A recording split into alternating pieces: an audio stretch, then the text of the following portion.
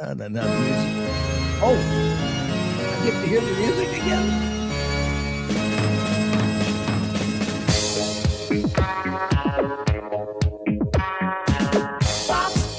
Pop music. Pop music.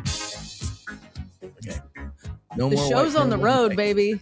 On the road. Yeah, look at you. Look at this modern technology and shit we got I going on here. know. Being Where a are you? lawyer of two states requires sometimes we have to be in separate rooms, John. So you're you're not bi-coastal, but you're bi-statal.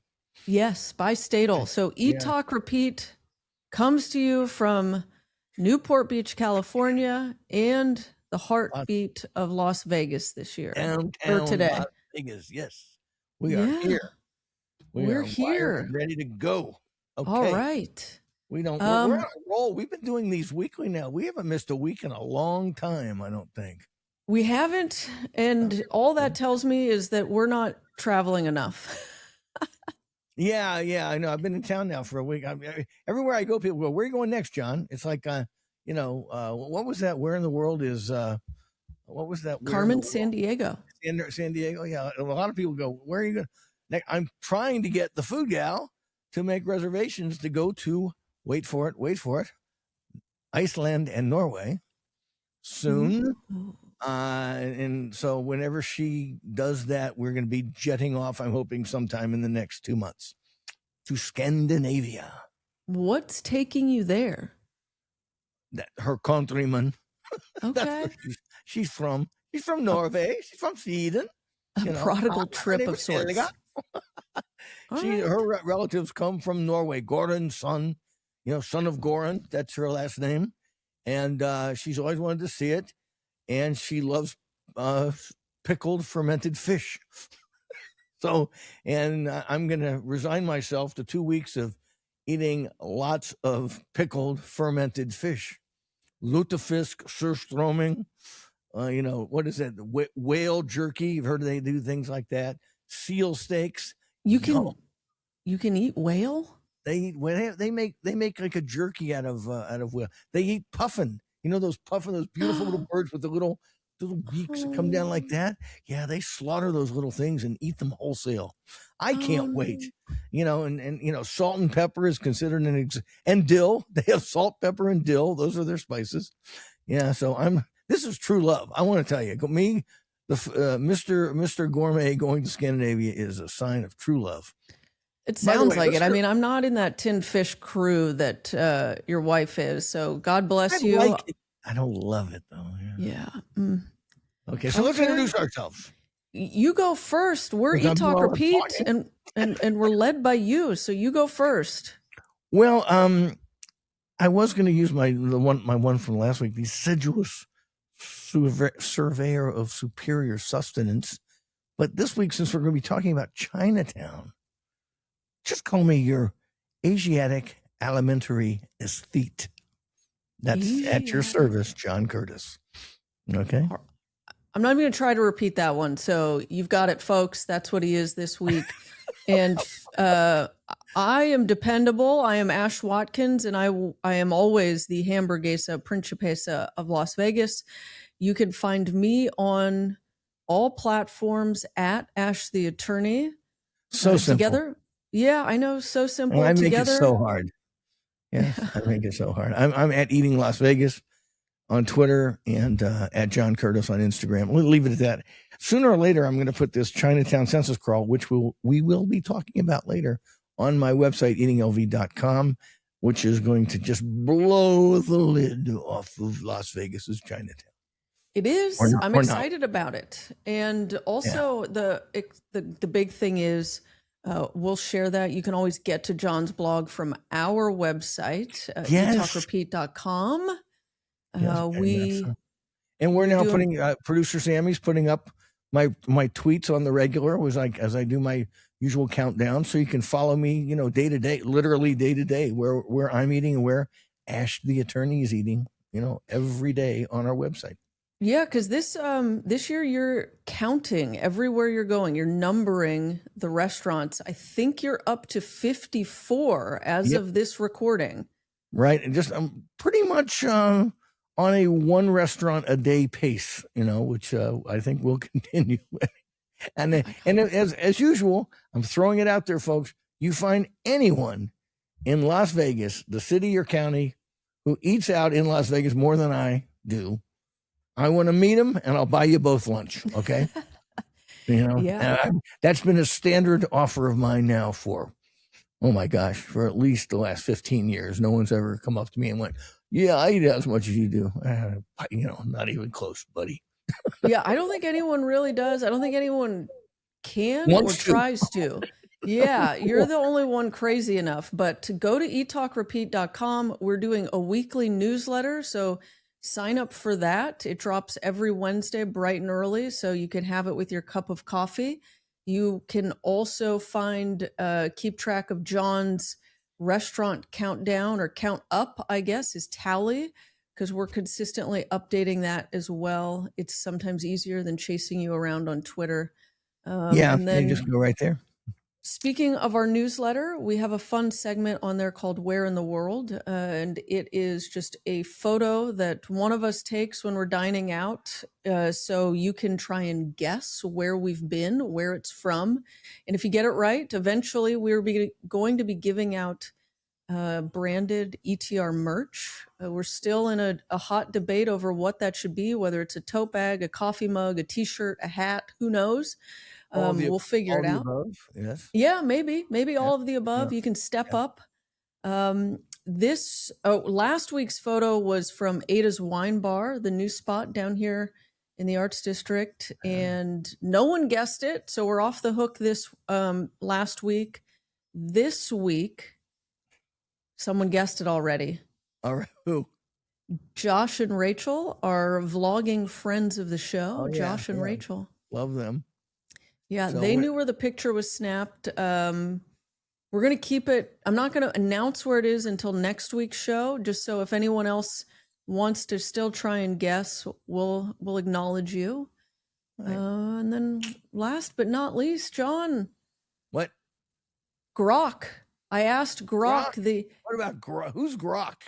Well, Grok is Twitter a Marvel superhero. Who's Grok? Yeah, Grok is X, or Twitter's version of AI, and I asked it, what podcast is the best for food, news, and information in Las Vegas? And it came back with us. Us? Us. Moi et vous? Yes. Wow. I know. Mind blown. Hey, So- how about that? Well, I mean, to be fair, the competition isn't exactly stiff. I still don't think ChatGPT likes us, but we'll get there one day, so don't worry. Yeah, let's keep plugging along. Yeah, we do it because we love this, folks. We love you. We love Las Vegas restaurants. We love dining out. We love chefs, restaurant workers, hospitality bartenders, hospitality workers. It's been a passion of mine now for 40 years, and we're here to share it with you. Speaking of which, let's get to let's do a quick rundown. Where have you been? Actually, funny, because no Chinatown this week. I've been my rundown: Taste of Asia. Kerry Wusaw, Martin Yan Can Cook Yan at Taste of Asia. Vintner Grill, place I hadn't been. Cougar Central, place I hadn't been in like 15 years. Picked up no cougars, however. I'm a little too old for the cougars now. Brazeria by Ito, of course, with Ms. Watkins. Tamba again, because we had to go again, because we love Tamba. We love Allison and friend of the show, Justin Randall. I was at Point of Gun. I ate some Lucille's barbecue. I'll be telling you about that. Hauchi, because I realize how my wife gets a Jones for Chinese food, and Hauchi is the only, can you believe it, like 20 miles of Charleston, Hauchi is the only Chinese restaurant on Charleston Boulevard. How about that? Unless you count Panda Express way out on the west side. So we went to Hauchi. Kind of is, yeah. Yeah, think of it. We put our mind. I haven't looked on a map. It's it. Then Cafe Landwehr. That's a story that needs to be told. And finally, we snuck into KJ's, the old Pepper Club, just around the corner from the Salmon Ash law offices here.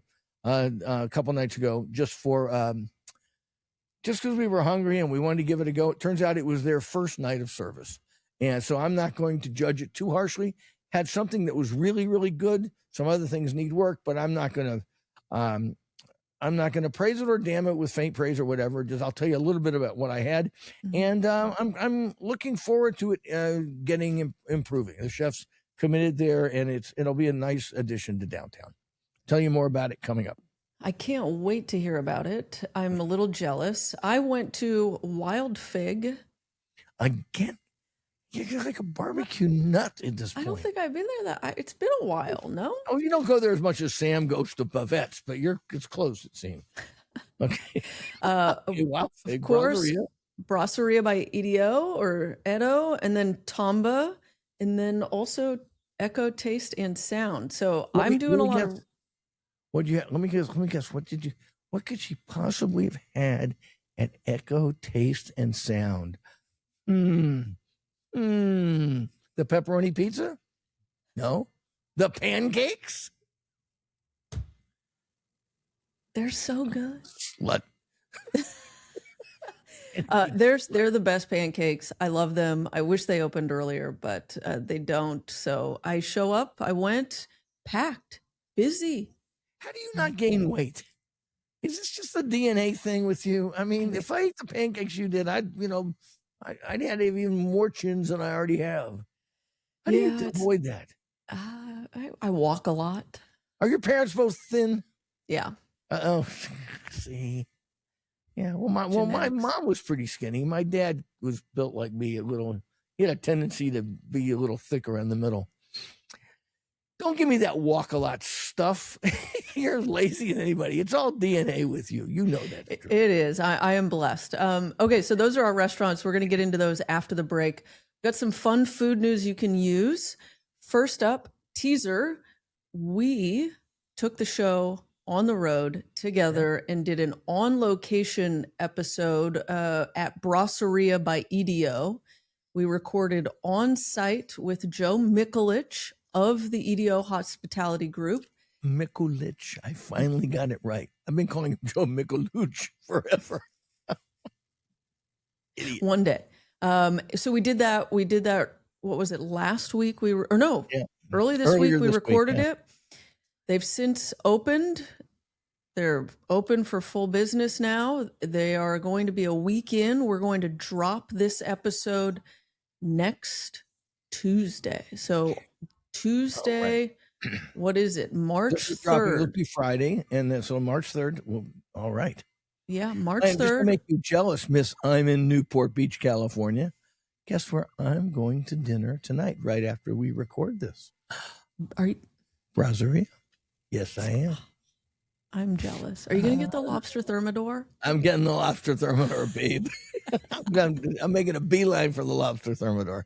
Yes. I've been dreaming of it ever since. So yes, next Tuesday, bonus episode, Brasseria by EDO with Joe Mikulich. It was a lot of fun.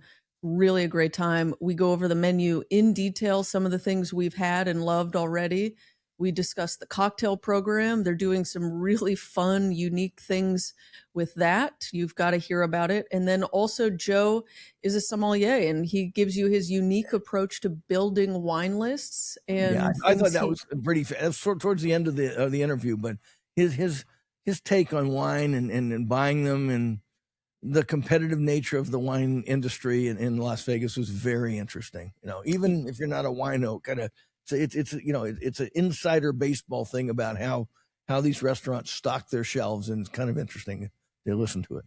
And last but not least, we did pet peeves. So and check that out. Joe, mild mannered Joe, nice Joe. He even has a couple. He's pretty mild. He's not like me. He didn't get all. You don't see smoke coming out of his ears, but he comes up with a few. Yeah, and before I forget, forget, some good ones. Shout out to John Langler of Channel 8 in Las Vegas, KLAS Channel 8. He listens to us in the morning when he's at the gym. He says he's getting ready he's on the morning, the early morning crew at Channel 8 here, the CBS affiliate, where I used to be, did a red restaurant segment for several years. And I love John. We always run into him at Vesta Coffee, and he listens to us, and it's great to see him. I'm glad he's a fan of the show. And he's quite the foodie too. Thank you for So- being a fan, John. And okay, so what else food news you can use? Let's get back to that. The big buzz around town, John, was Alinea by Bellagio. So Alinea, which Grant Achatz of out in Chicago is on its Alinea's 20th anniversary tour, and they've been traveling all around, and they're making a 6-week stop here in Las Vegas at the Bellagio Hotel and Casino, mid-April through end of May. And yeah, I've been bombarded with social media posts about it. Thoughts? And idiots. Stupid Okay, why? food, stupid, gimmicky, contrived food. I ate there, and I was just underwhelmed. Is not strong enough word for it. I wrote, and if you go to my Twitter feed, I also put on my Facebook feed a review I wrote for my website, eatinglv.com, and for the John Mariani's Virtual Gourmet way back in 2017, when it had been, it had been really a big deal for a good 10 years. And I sat there stupefied at how stupid the food was.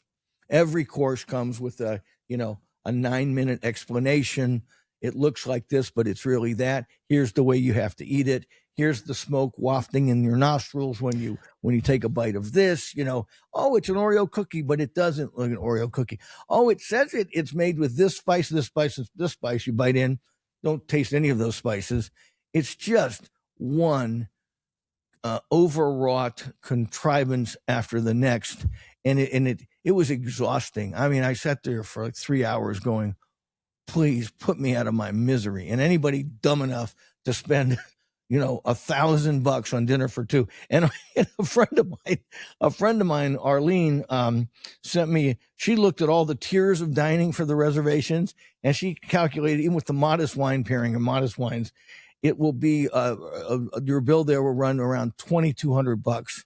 And she says it's roughly just $100 less than buying 2 round trip tickets to Paris. Okay.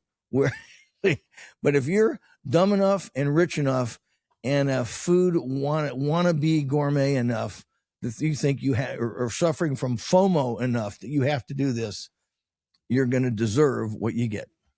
But I think it was the worst fancy meal I think I've ever had, going back 40 years. Yeah. And to me, because I'm just one more rant, and this but be quiet, because what happened was that kind of food, that sort of molecular, gimmicky foams and reductions and agar, concoctions, and this, it looks like a shrimp, but it's really a blueberry, or vice versa, or something like that. All that bullshit. It had already been a really big thing in France and Spain for a good decade or so. And then, and even in New York, guys like Wiley Dufresne had been doing it. And then good old Grant Achatz in Chicago decides, I'm going to do it and really wow the Midwestern rubes who will buy this bullshit. And he did. And everybody went, oh, Grant Achatz, it's so great. But it was just, he was late to the party, and it looked like, and he took it to 11. So it was both past the gourmets of the world were over it, but no one in Chicago, got the joke. And he got a lot of good publicity and got away with it. And I remember, some giant duck on a bed of tarragon or something. I went, oh, God. I mean, just go ahead and waste your money, folks. You're going to get what you deserve. Well, ironically enough, I think this year he lost a star. They lost. You know why he lost a star? Because he's been doing the same dumbass stuff, for like 20 years. Okay. And people still buy it because, what's that old saying, get a reputation for something and you can get away with murder the rest of your life. He got a reputation in the early 2000s, 2005, 6, 7, 8. This was pre the internet age, but the gourmet, the world's food press beat a path to that door. They'd never seen anything like it in the Midwest and Chicago. So everybody wrote about it for a few years. He got super famous for doing something that had been done better and by others for years. And he's just living off that reputation. And now, Las Vegas is always the last stop. This is where you come at the end, when you've used up all your goodwill and you're just trying to cash in on an tired reputation. And same for singers, same for chefs. Well, yeah, There you go. It's How interesting. do you really think, John Curtis? Yeah, what do you really think? How do you All feel right. about this? I So, just needless it to always say, pissed me off when I went you there. won't be there. No, I wouldn't Okay, go there if well- it went for free. Tickets are available on Talk. They were released earlier this week at like 9 a.m. I was curious to see if they were going to sell out right away. They did not. So there's still tickets available. Like you said, it's $595 a person, and you have to book in pairs. So 2, 4, or 6. The standard wine pairing is $225. Mid-tier is $495. Then their special Alinea experience pairing is $995. And all guests have to stick together.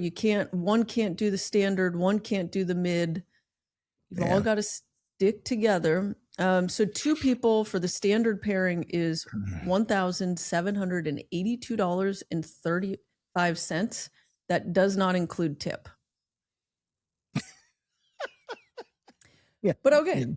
So my response was do E by Jose Andres. That's 400. Yes, go ahead, please. It's because it's a similar. The difference though is they only seat 6 people at a time. Right. I bet you this Alinea seating is going to have a lot more than 6 at a time. So at E it's by gonna be- Jose Andres, $490 a person. And 150 it's effective. I've been to E, I guess 3 times, maybe 4 times. They change it seasonally. Some of the things are always the same, but they change a lot seasonal.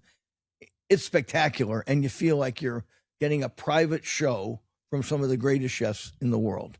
All right, rather than somebody from Chicago using our town to cash in. Exactly. So 2 people at E with the lowest wine pairing at $150 per person is $1,643.20. There, the tip is included in that price at $256. So that's the difference.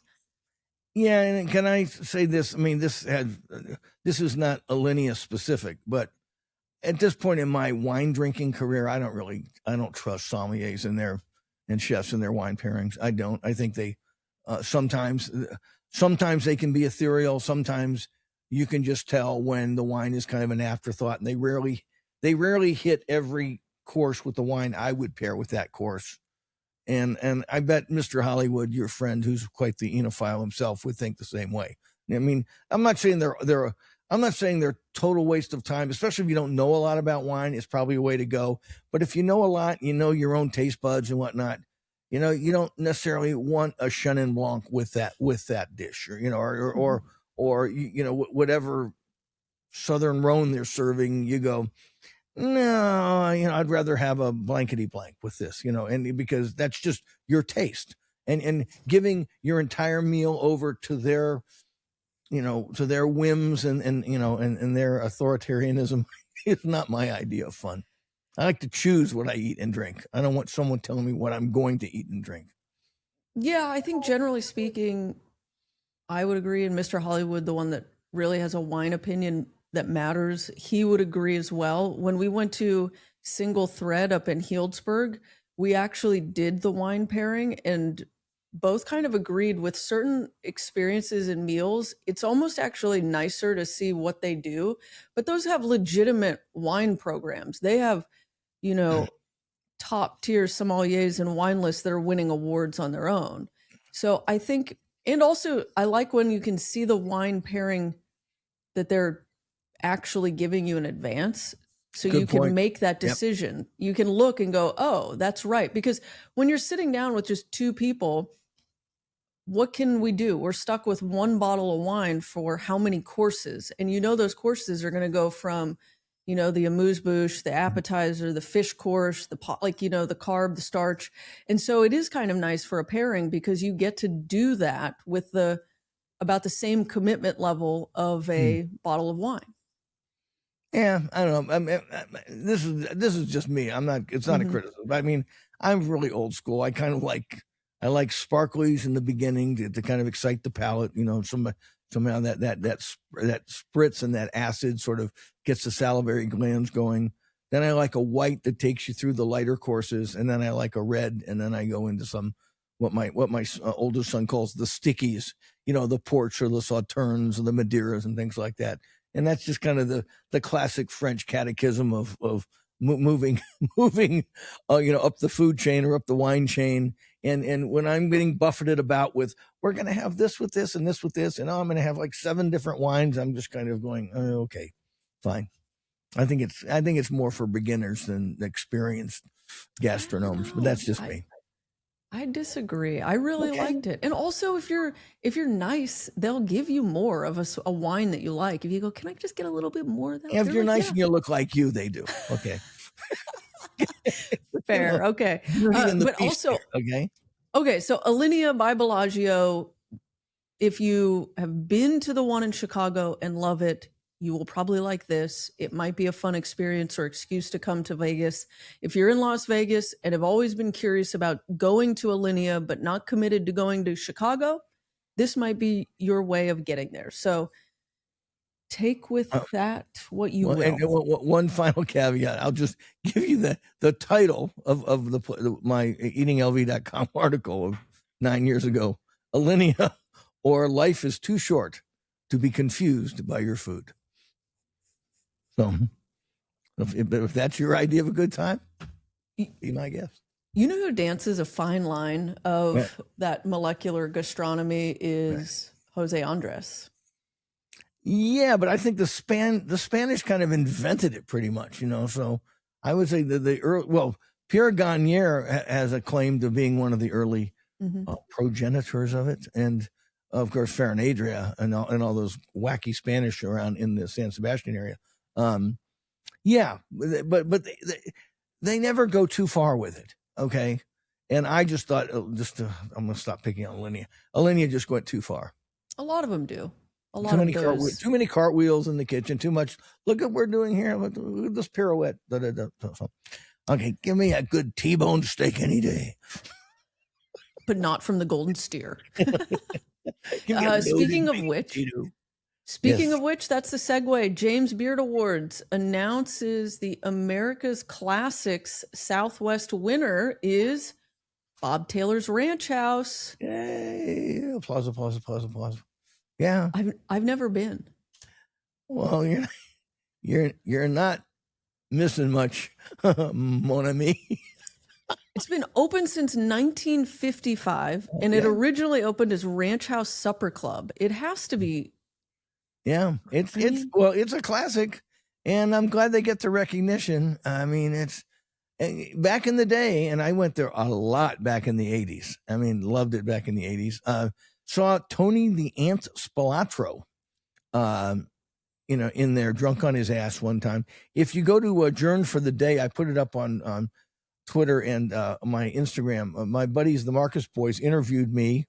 And on their criminal lawyers out of Southern California, and they have Adjourn for the Day, a great little podcast.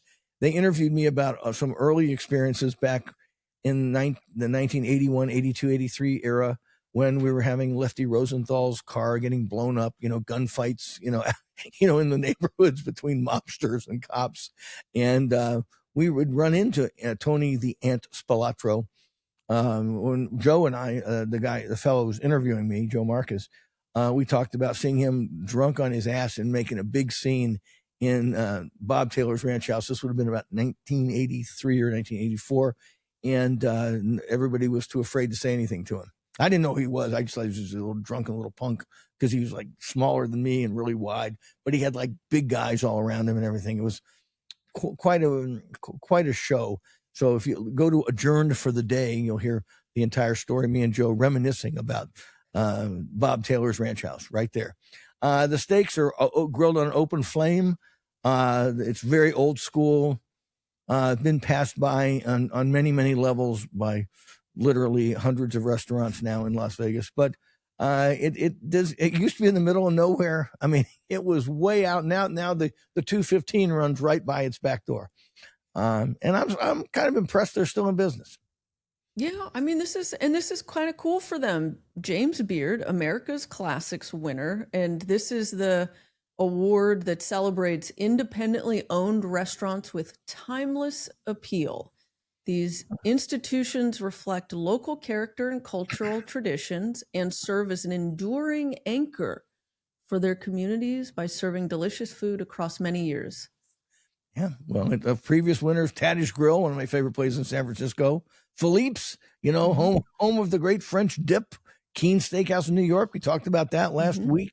Joe Stone Crab in Miami. I mean, I've been to most of them, and yeah, they're fantastic. To be honest, because I think people expect honesty from this podcast, I wouldn't put the food at Bob Taylor's Ranch House in the same league as Tadish Grill or Joe Stone Crab or Keen Steakhouse, but for a Las Vegas institution, I guess it fits the bill.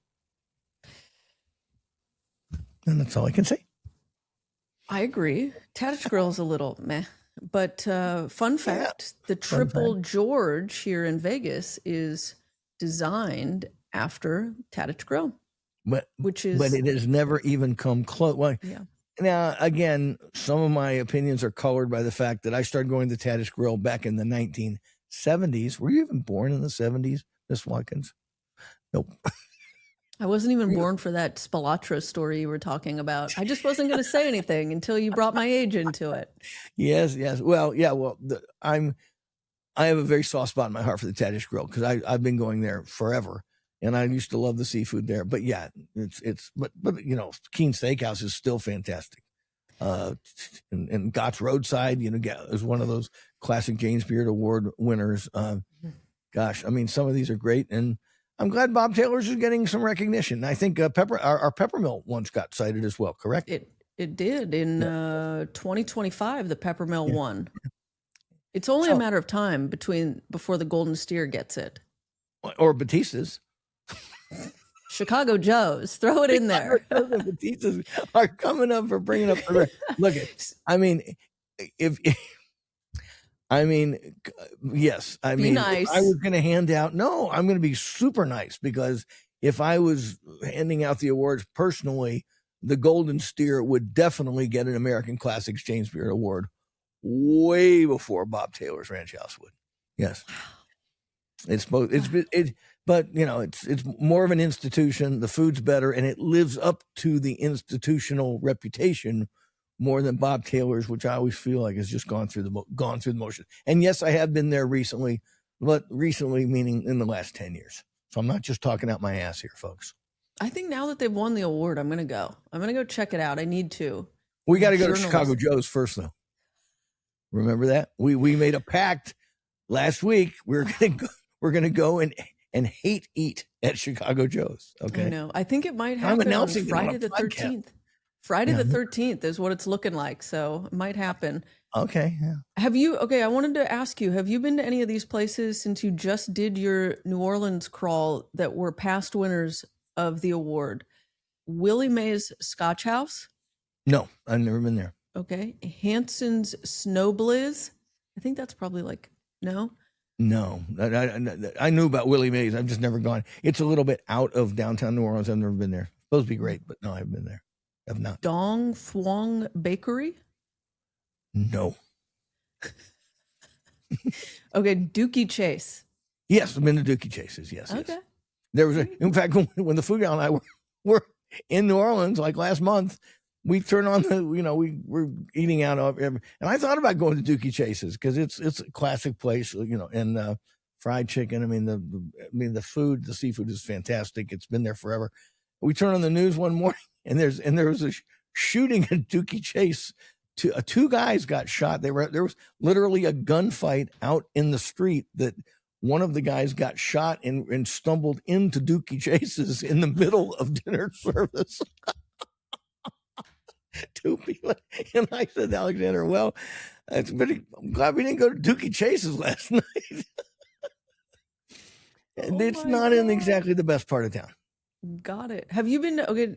Before we jump to the next subject, have you been to these places in Santa Fe, Cafe Pasquale's? Oh yeah. Oh God, I love it.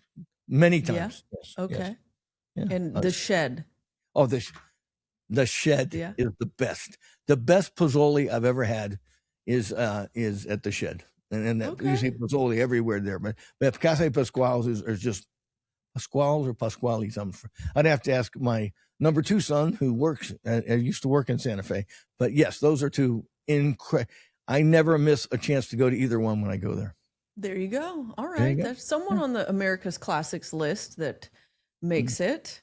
Okay.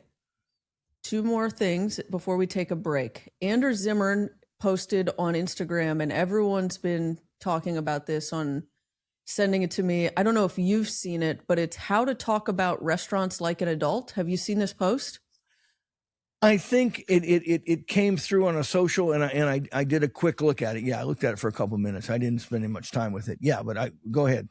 Yeah, so he posted on Instagram this great thing about how to talk about restaurants like an adult. And it's, free meals are not criticism. If the meal was comped, you've got to disclose it or stop calling it a review. Advertising dressed up as an opinion erodes trust. Trust is the only currency that matters in media. We talk about that all the time. I mean, Andrew Zimmern took the words right out of my mouth, which I've been stating now for 10 years. I mean, yeah, he's reacting to all the influencer, horse shit that's out there. And yeah, I'm glad someone with a platform as large as his is finally speaking up about it, because enough of this stuff. I mean, did you see that thing on Chicago? I mean, I don't want to pick on Chicago Joe's, but I mean, I put it on my Facebook or my Insta reels. It's some gal. Everything was delicious and the portions are humongous. I mean, it's just obvious that influencing is hitting bottom of the barrel when Chicago Joe's is getting these dumb little influencers to do 30-second videos like that. And I'm sure she ate for free so she can tell everybody how everything is delicious. And yeah, Zimmern is speaking out about it. Good for him. Yeah, I love it. That's what sets us apart, everyone. We do not get paid for our reviews and our opinions. They're strictly ours, and we've actually paid to make them because we have to buy our food. Well, going back to Alinea for a second, when I reposted this, I got into a little back and forth on Facebook with somebody said, sounds to me like, man, you didn't get your comp and that's why you don't like the place. And I was like, first of all, I disclose when I get comps. I tell you restaurants that don't make us pay. And that one was, I didn't pay for it. I paid for my ticket to Chicago, but a buddy picked up the check that night. And this was like in 2017. It was a whopper, as I remember. But no, yeah, so I didn't get comp, but I didn't pay for my meal there. And I told the guy, he's a Facebook friend that I don't know that well, but I said, no, if you think if I am calibrating my reviews and opinions based upon what's free, I mean, you obviously have never spent any time with what I've been doing here for 3 decades. So. Yeah, he also said context is the story. Openings and closings mean nothing without explaining leases, labor costs, debt, ownership structure, and competition. If you can't explain why something happened, you're not done reporting. Interesting take. He went right into the business side of it like that, huh? Yeah. Mm-hmm. Yeah. Best does not mean new. Novelty is easy. Excellence is earned and sustained. Confusing new with best is how rankings quietly become marketing. Quietly? I would say not so quietly. Yeah. Jobs matter more than vibes. A food city is healthy because people can earn a living, not because it feels fuzzy. Count the jobs created, the jobs lost, the wages paid, and the benefits offered. Yeah. Longevity is the first real benchmark. Surviving rent, payroll, holidays, and staff turnover is an achievement. Great coverage respects the timeline instead of rushing to label something prematurely. And there you go. Interesting. I was hoping he would say, and enough with the use of the adjective amazing. I mean, That would have been amazing. amazing. That was amazing. I don't want to be sexism alert. Okay, but the young women of America have got to figure out another adjective other than amazing to describe something that's good. Okay. Do we? Or no, it can be excellent. It can be incredible. It can be stupendous. I mean, Remarkable. amazing, remarkable, magnificent. I mean, these are not 25-cent words, as my grandma might say. I mean, they're just pretty normal words, but amazing doesn't really, just means we were impressed or surprised or impressed, whatever. But yeah, Andrew Zimmern, check that out. I'm glad he's speaking up. He's basically taking on influencer culture that just overhypes everything right off the bat. And then John Arena posted recently. And don't you remember his post about it? no, I linked to it. Yeah. John Arena posted about influencers and social media yelpers and reviewers saying like you need to actually do your due diligence of understanding more about the food and why a dish is prepared a specific way before you start throwing out your negative reviews or responses to things. And he really wants people to take a responsibility of understanding food and the craft before they think they matter. Their voice matters. Well, you look at what John said and what Andrew Zimmern said, and they're kind of bookends. I mean, because the problem is at both the high and not the high and the low, but it's both extremes. It's the people who don't like things, overpraise or over criticize things just based upon whatever visceral reaction they have at the time, or whether they're getting paid or getting compensated. I mean, so you have two ends you have the negativity, which isn't always justified,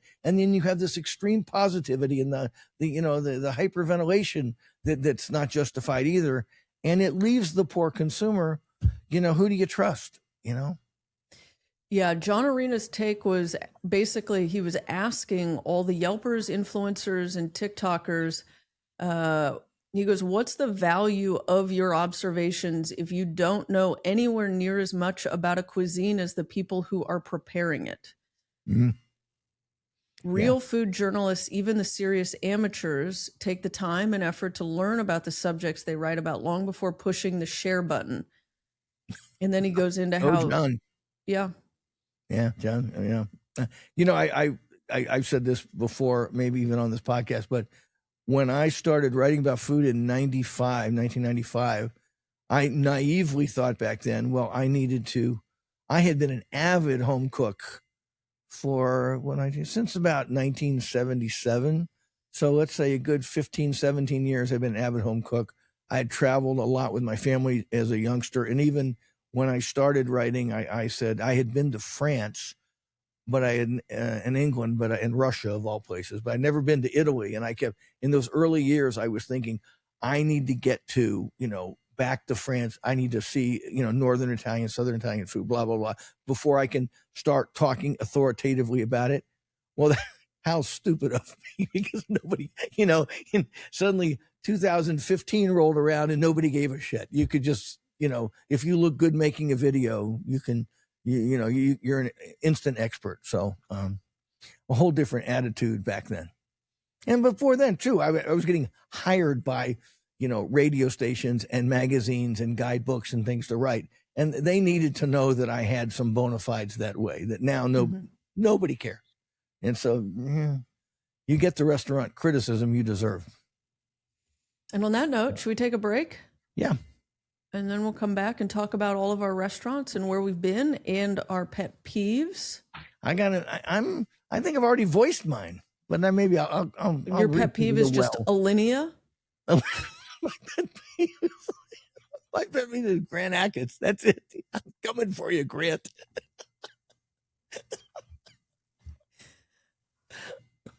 I'm the best. Personal injury law has been the same for a long time. The best. Big egos, greed, and sleazy schemes. We've had enough.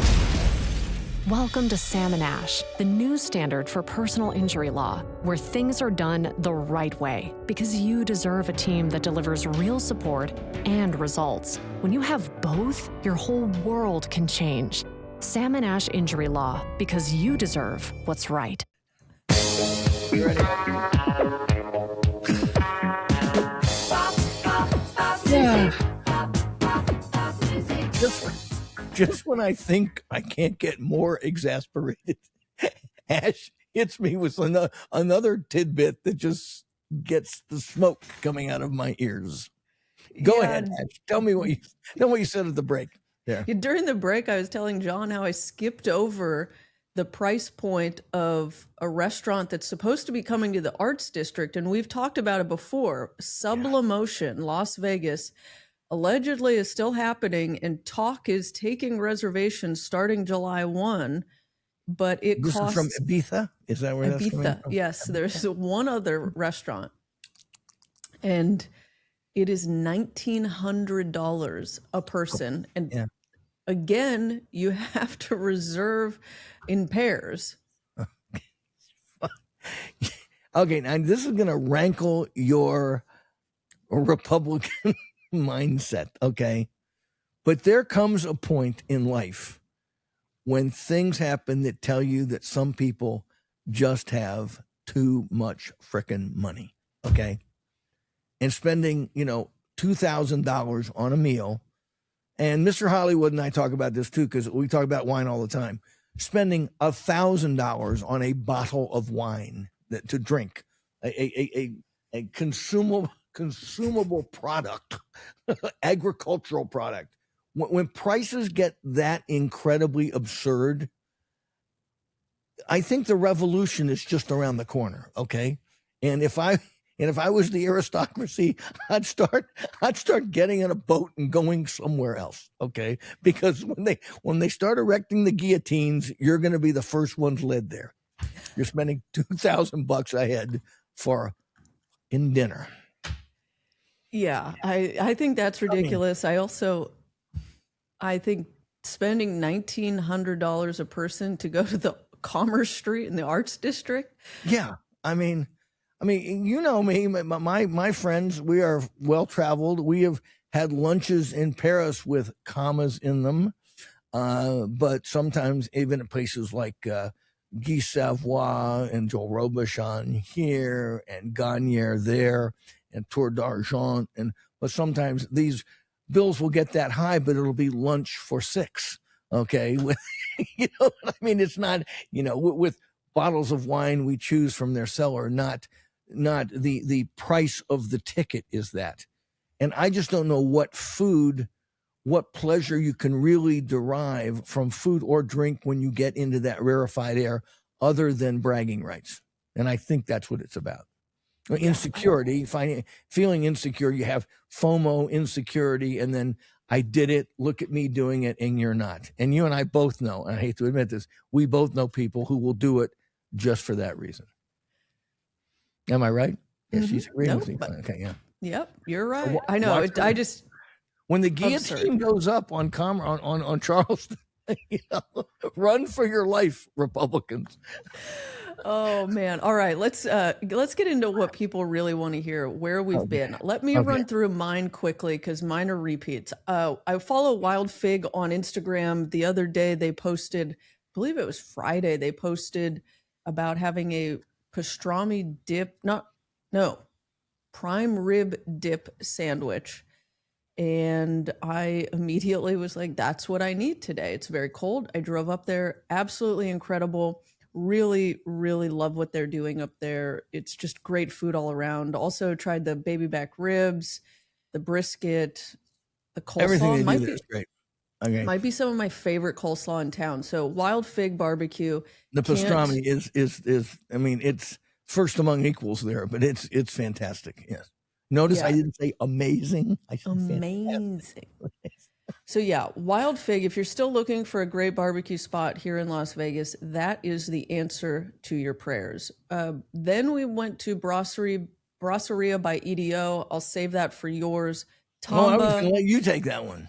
No, save it. I'll do it. Tamba, we returned. We went with our dear friends, Justin and Allison, and the food gal was there. It was really cool. I don't think I've been on a Saturday night, and it was packed and it was hopping. It was packed, which Yeah, I am so happy that they've got a crowd there in Town Square. Again, if you're still looking for upscale Indian food that's approachable and will probably have something on the menu for anyone in your fussy foodie group, that is the place. I love what they're doing. and they had those things that were like deep fried fish sticks, which were incredible. Okay, Amazing. and magnificent, stupendous. But we also had the fish tikka, the chunks of fish on the skewers, incredible. I mean, and then I think we got the butter chicken, because you just got to get the butter chicken there, because I think it's better than Gymkhana's butter chicken. I do, and I think their lamb chops at Tamba are better than Gymkhana's. I'm not putting Gymkhana down; they do a lot of great things there, but some of the dishes, very similar dishes, hit harder at Tamba, and it's just a great vibe. It's a certified vibe. Okay, I love Tamba. it was a little noisy for me because I'm an old guy, so, but that's the only takeaway I would say from it. It was a little, I found Justin and I both have very loud voices, and we needed them at the table because of the crowd there. And what do you think of the internet boyfriend next to us? The Instagram boyfriend. We said this cute little couple. I figured out who it was. It was some Instagramming couple that were there, and God bless them. They were taking all their content videos, and the boyfriend he's participating. He's doing everything that's needed to help be a good honey, okay, production fine. assistant. Does this look good, honey? Is this good? Is this good? Yeah. Will this get me laid tonight if I take more pictures of you like this? No, that's sort of thing. Yeah. So yeah, we spent a lot of our meal just watching them. But you know what? Back to the noise. I don't think it was offensively loud. I've been to a lot of restaurants that are too hard. Yeah. It also comes down to how many people are in your table. We had 5 people. So I think I was on the end. I maybe had the most difficulty hearing anyone, but with 4, it would have been totally reasonable. And then last but not least, Echo Taste and Sound on Main Street, their breakfast brunch on the weekends. Pancakes. I did. It is the best thing. 2 eggs, 3 little pancakes, bacon strips, my coffee. It's like going to church while you've got this great vibey Sunday morning music, jazz going. What more do I need, John? Are you in your sweats, dude? You just tie your hair back and put on big sunglasses and a baseball cap and go eat, or do you get all dolled up before you go there? Funny you should say that. I don't get dolled up. I'm usually in sweats. I almost put a baseball cap on, but then I realized I have to take my hat off to eat. Why? Because I don't know. I still feel like you're not supposed to wear a hat indoors. Girls can get away with it. Boys shouldn't, but girls can. Yeah, so I don't wear a hat. I don't wear a hat. Girls can get away with freaking anything. But yeah, I can't recommend Echo Taste and Sound, their brunch, breakfast, lunch. It's so good. It was busy. I'm happy to see that. They celebrated their 1-year anniversary last Friday. Bravo to them. Go check it out. The only gripe I have is they don't open until 10 a.m. That's why they haven't seen me there yet. Sunday morning at 10, I'm already thinking about lunch. You should just wait and go at like 1. No, instant gratification takes too long in my world. All right. I'm going to give it to you now. Start with your All Taste right, of Asia. Rip through these. Taste of Asia with Martin Yan. Carrie Wu did a Gong Hei Fa Shui Chinese New Year thing with him, and he cooked and he gave cooking lessons, and I love that place. I wish it wasn't in the Suncoast because it's not real convenient for me to get to. But if you want a good all-around Chinese restaurant in the Suncoast Hotel, you got to go to Taste of Asia. I had to leave for a variety of reasons. It was packed too, and it was Martin Yan. God bless Yan Can Cook. I mean, he was a big PBS star back in the 80s and 90s, but boy, he can still bring a crowd. I mean, there were lots of people there, and he's just a charming guy. So thanks to him for coming, and it made it real special for Carrie Wu and Taste of Asia. Vintner Grill, lunch with my friend Pearl. We met her there. Hasn't changed much. I think it's almost 20 years old. I'm guessing it's around. If it isn't 20 years old, it's getting close to that. Still looks like it did when it opened. Still gets that kind of Summerlin ladies who lunch crowd. I always call it Cougar Central because the bar used to be packed with women looking for their third husbands, and probably and heavily Botoxed. What? And I got to take my glasses off. Well, I can't really because it's these things. A lady, we sat there, the food gal and Pearl and I, we sat there watching the parade, but we had a great table. And some of the facelifts were shocking to unappetizing. I mean, and literally they were frightening. Okay. They had a lady come back, walk by. She had the scar on here that literally went from like here to her ear. And it was a giant scar. Things are all puffed out like this. And I mean, she walked by my table. Are you sure that wasn't like an injury? No, this was like a Halloween mask. This woman. No, this was just one of those, self-inflicted wounds. Yeah, self-inflicted wounds. I'm 67, but I still want to be 40 and fabulous. Oh, it was frightening. I mean, but she wasn't the only one. There was one. She was the worst. But there's a lot of Botox and a lot of plastic surgery goes through that place. Food. They haven't changed the menu much in all this time. It's kind of something for everybody. It's a pasta bolognese. They have the halibut. We had the bouillabaisse. It was perfectly fine. They do a very nice charcuterie platter there. They do a burger. They do some steaks. You can pretty much find something for everyone there. So food's it's not world beating. I would say the level of cooking in Las Vegas has sort of passed it by when you get to places like Esther's Kitchen and Ada and Manzu and in the local more adventuresome places now, Brasseria, Anima by Ito, etc. But I mean, still solid stuff if that's what you're in for. And the people watching is non-parial. You got to go. List? It's okay. Yeah, it was a good wine list for 2005. It's not in the same league as what you would expect. But the prices are kind of in check, and it's still a very open, bright, sunny room. They do a great lunch there. So I was happy to go. I mean, I'm not going to, beat feet to go back, though. Brasseria by Ito, going tonight. I'm just going to say this. I'm not going to go through the whole thing. It's exceptional. It's going to be as big a hit as Esther's Kitchen was downtown. This is on Paradise Road. I think it's going to be as big a hit as Anima by Ito. It's going to be French, Spanish. It leans more heavily into the as I say, the French catechism than Spanish. But there's the jamon this and a few moleculars that. And there's the croquetas. So they spice it up with some Spanish accents. But it's really a French brasserie, and it looks like a French brasserie, and it's beautiful. They've got a big bar, big high back booths. I mean, we talked. The burger will knock you out. The Dover sole. I'm going to say it here. Better than any Dover sole in any local restaurant, and you know who I'm talking to right now.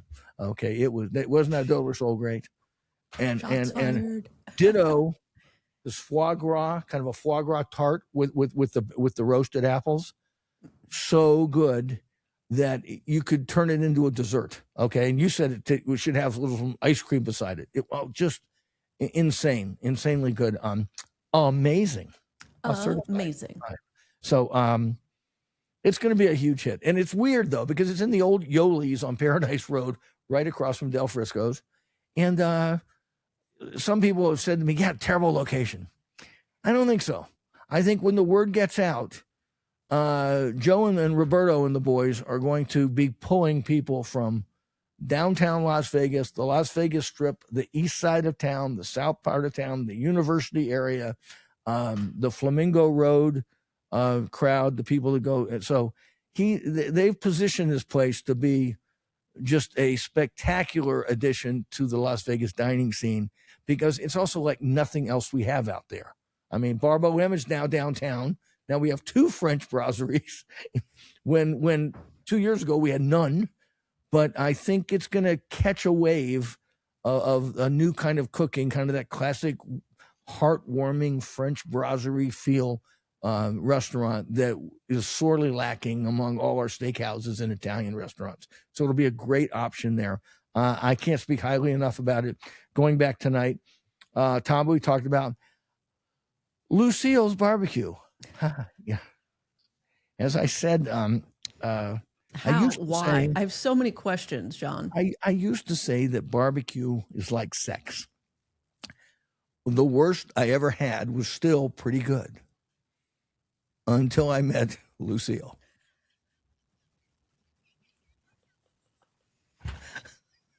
I mean, chewy shaved beef, giant globs of fat in the pulled pork, the worst mac and cheese I've ever had in any restaurant ever anywhere, baked beans that were somehow when you bit into them, it coated your teeth with a starchiness that I have never had from a baked bean in my life. I mean, how do they do this with a baked bean? With the baked bean. Now, it was a catered affair I went to, which was a wonderful little place, but they had the whole spread of Lucille's stuff. And I love the party and I love people who gave the party, but I wouldn't be caught dead at Lucille's. I mean, and I guess it's cheap. So it has that to recommend it. Hao-Chi, we talked about, the only Chinese restaurant on Charleston. Get the crispy beef. The crispy beef is great. We got the crispy eggplant too, which was good. And then we got the pork dumplings in Szechuan oil, which I love them when they're swimming in that spicy lip numbing Szechuan oil. But the food gal forgot to push in the spice level, so they sent them out with any sauce at all. So, and I was wondering why they up the recipe. And then she admitted to me on the drive home, I think I was supposed to tell them what spice level I wanted. So they just gave us the raw, not raw, but they're just the dumplings and the pork dumplings. So it was an ordering order. So love Hao-Chi. When you have Chinese Food Jones on West Charleston, it's the place, buddy. Yeah. I really love it. It's kind of our secret hack to when you want China Mama or like Shanghai Taste and you don't want to risk having to potentially wait in line. And you park right at the front door. They've got a lot of parking there. You walk and go in, you can get 2 dishes. They do one of the best Dan noodles in town too. So highly recommend. Cafe Landwehr. What did I say on Twitter? I said, am I a glutton for punishment? Was I giving it a third chance? A little of both. We were hungry. And the food guy looks at me and says, I'd really like a corned beef sandwich. And so would I.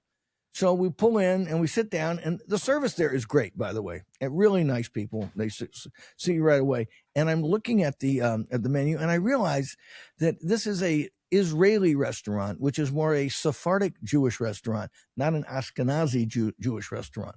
Those people, Jewish listeners and people who are aware of the difference, what we associate with the classic Jewish template of food, the bagels, and the corned beef and the cabbage and blah, blah, blah. That's more Eastern European Jewish people, the diaspora that went up north and into Europe.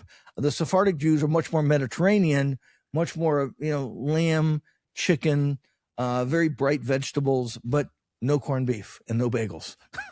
But really good pita bread, which we liked. And I got this ground meat inside pita, which was really good. And she got a chicken shawarma, very serviceable. I mean, I'm not going to give Landwehr Cafe a big thumbs up, but it's for what it does, it does pretty good. What? In a pinch. It'll do. And they do breakfast and lunch, and think of it like just a diner. You can get breakfast food. Don't expect to be wowed, but it's way better than places like Norm's, just down the road. And finally, KJ's, real quick. I'm not going to say too much about it because first night of service, the chef is Adam Allen, and he's got a good resume. And he saw me walk in. He went, "What?" He says, "It's too early." I said, "Don't worry, Adam. I'm just hungry." So, and we decided the half roast chicken and a Caesar salad, really good, great croutons, made with brioche croutons. And then we got this half chicken. I wasn't expecting anything, and it blew me away. It was really good on kind of an herb risotto, really brine chicken, crispy skin, great chicken juice around it. I said, do not get rid of this chicken recipe. Very nice. It's going to be kind of a steak chicken, a little bit of seafood place, kind of classic American steakhouse. I love the way they've redone it. They've lightened it up. They've taken away. They've simplified the bar. It's very comfortable. It's in the English hotel. And I will go back. What's our litmus test? Will we go back? Yes, there were things there to go back. The one thing I had was not so good was the they called it the crab Louis, but I told Adam, I said, I don't think this works. It was kind of looked like a tuna salad only with crab meat. I said, it doesn't look good. It tastes fine, but it doesn't look good. So he took that for what it's worth. But I will definitely, they have a hanger steak on the menu. They're going to have a tomahawk, all that stuff. But KJ's downtown. The only thing I really hated about the place, the worst logo I've ever seen in a restaurant. You cannot read the damn logo. Check me out. It's just like, it's like a K with a Y, and it's just, I mean, Alexandra said it looks like a Y. It looks like Y's restaurant. It's KJ's. I mean, they pay graphic designers to do this. You're standing there looking at it. You're 3 feet from it, and you can't read the K or the J. I mean, who thinks up this crap? Anyway, so that's it. That's my rundown. All right. I think that's it. Pretty good, huh? Pet peeve? Yeah, well, I think we'll just go with my pet peeve is Alinea. And all you mandarins that are going to go there, and just remember, the revolution. When it comes, you better watch your neck. I think I'm just going to piggyback on that. I'm gonna let you have that one. We're gonna leave it as the only pet peeve of the show is Alinea. Right. And listeners, if you have your own pet peeves, drop us a line. Go to the website eattalkrepeat.com. You can submit your own. They get featured on our newsletter on Wednesdays. The best pet peeve of a listener gets boosted. This week was trying to think we of had one real quick. I listen to a lot of podcasts now, and believe it or not, we're a lot tighter than a lot of podcasts I listen. I listen to political ones. I listen to some literature ones, some movie ones, and some. I mean, you keep it moving, Ashley, and I got to give you credit for that, because some of these sometimes there'll be breaks where you can just tell there's 3 people in a room going, well, what do you want to talk about? What happened yesterday? How are the kids? I got places to be, John. I got to keep it moving. Social. Did we get any pet peeves from anybody? No, we didn't. Oh, yeah. One of the pet peeves was, I love this one. I think I talked about it before. The listener pet peeve of this week was, I sit at the bar most often. I try to count out seats so that my partner and I aren't leaving single seats on each side, since most people arrive at least as a pair. I wish everyone did the same. Daniel M. I agree, Daniel. I talk about this when I show up to bars early, like right when they open, and it's just me, and then being respectful and being willing to move as the bar fills up and to meet those needs. It's something that I just wish more people understood and recognized. What I do is I just kind of man spread and try to take up 4 seats and hope nobody. And you put your purses on every seat next to you. Yeah, no, but Daniel M's pet peeve is, it sounds like you and the food gal says the same thing. I mean, you got to be mindful of that, especially if you're a single in there, because I always pick a place at the end of the bar. I like being at the end of the bar, especially if I'm by myself for a little while, and that leaves it wide open for everybody else. So. Same. And then also, we did get some criticism about your anger toward Norms. Norms apparently has consistently great pancakes. So Norms on Charleston, consistently great pancakes, but everyone agrees. I've had the pancakes. They're fine. I mean, they're better than IHOP. We can say that about them, but they're not amazing. I would agree. I think for me, a pancake is like a sweet treat, a dessert. I reward myself with a pancake, so I'm going for top notch. And really, in Las Vegas, that is Echo Taste and Sound or Dupar's. That's it. Yeah. All right. I'll mea culpa on that. With that, pet peeves over. We're done. That's a show. Follow us. Leave a review.